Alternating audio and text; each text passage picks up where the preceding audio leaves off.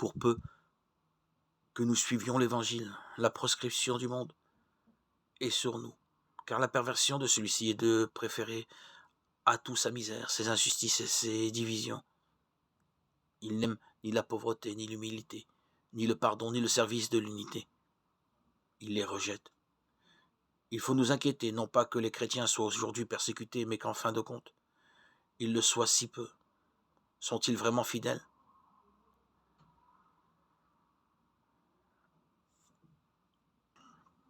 Nul disciple authentique ne saurait échapper à la croix.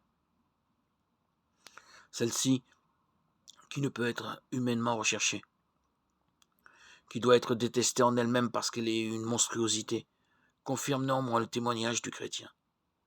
Dans cette mesure, elle affermit son espérance et soutient son courage. Elle est vie.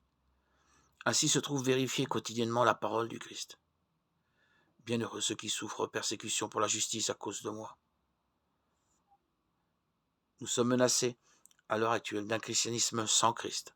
On prétend garder les fruits de la bonne nouvelle, mais on ne veut plus du Fils de Dieu venu en ce monde, mort pour nous et ressuscité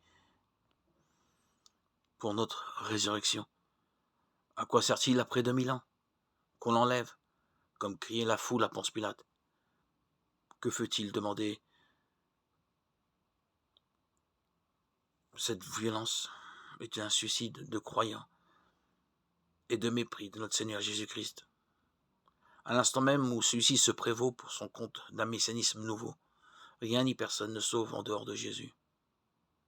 Il est toute la loi, il est la porte, il est à la fois le Fils de l'homme et le roi souverainement libre du royaume. Il est le Saint, il est le Fils de Dieu.